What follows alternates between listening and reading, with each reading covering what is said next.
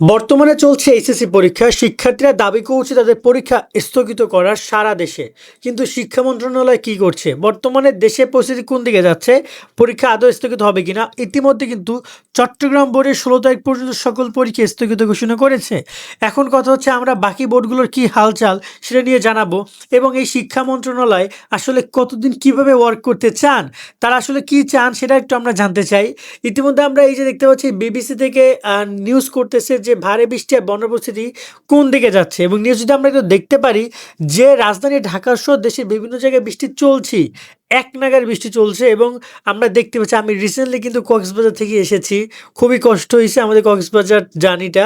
যাই হোক না কেন, ওভারঅল আমি কক্সবাজার থেকে এসে আমার যেটা মনে হয়েছে যে পুরো চট্টগ্রাম অবস্থা খুবই খারাপ। আমি অবশ্য চট্টগ্রাম দিয়ে আসি নাই, সেরকম প্যারা হয় নাই, কিন্তু আমি দেখেছি যা ওইখানে মানুষজনের কাছে শুনছি তা আসলে অসম্ভব। এবং বলা যেতে পারে যে এইখানে চট্টগ্রাম বোর্ডের পরীক্ষা 16 জুলাই না, আমরা যতটুকু ধারণা করছি ওদের যে পরীক্ষাগুলো রয়েছে, আমার মনে হয় যে অন্তপক্ষে 20-25 জুলাই পর্যন্ত পরীক্ষা স্থগিত থাকা উচিত ওদের, এমন অবস্থা ওদের রয়েছে, এবং এটা দিয়ে উত্তরণ ওদের পেতে সময় লাগবে। তাছাড়া আমরা যদি এখানে দেখি দুর্যোগ পরিস্থিতি নিয়ে যদি আমরা কথা বলি, এখানে বন্যার পূর্বাভাসে আমরা বারবারই দেখতে পাচ্ছি সুরমার কথা শুনতে পাচ্ছি, সুরমা নদী মানে সিলেটের কথা শুনতে পাচ্ছি।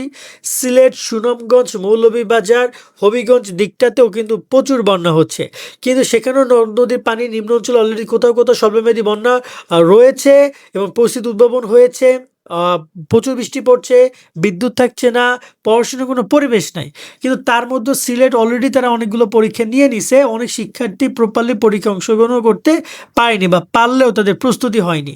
এখন এই সব মিলিয়ে আবহাওয়ার এই যে অবস্থা, তার মধ্যে সকল শিক্ষার্থীদের দাবি ছিল পরীক্ষা আপনারা স্যার কয়েকটা দিন, যেহেতু যে কয়েকদিন বন্যা, আপনারা সেই কয়টা দিন স্থগিত করে দেন, পরীক্ষা তারপরে নেন। যদি এখানে আমি একটু রুটিনটা দেখতে চাই, রুটিনে যদি থাকে যে এখানে 15 তারিখ 16 তারিখ পর্যন্ত আপনি পরীক্ষাগুলো, এই 2-3টা পরীক্ষা আপনি পড়ে নেন। এখানে যে পরীক্ষা শেষ হবে যখন এই যে 8 তারিখে, তখন আপনি 9-10 তারিখে ধাপ ধাপ করে পরীক্ষা নিয়ে নেন। 2টা পরীক্ষা ওই সময় নিলে আপনার সমস্যা কোথায়?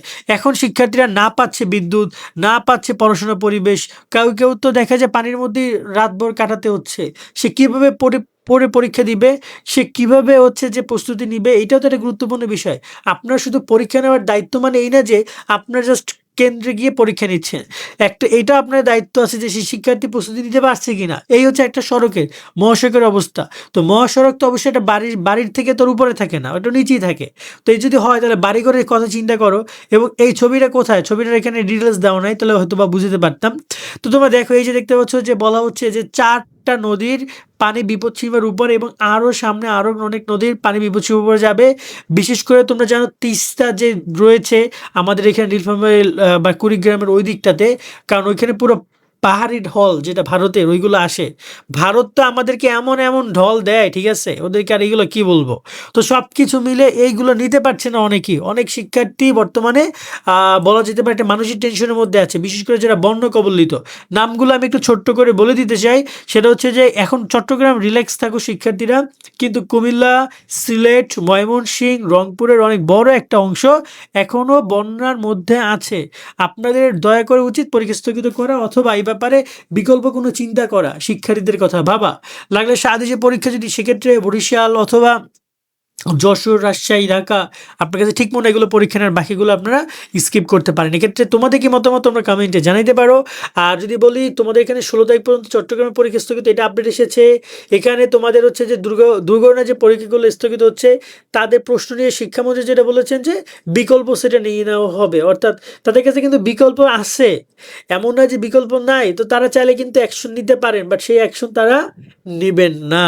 ওকে, তো এই হচ্ছে তাদের কথা। আজকের মতো এখানে আপডেট নিচ্ছি। সকলে অনেক অনেক ভালো থাকো। আল্লাহ হাফেজ।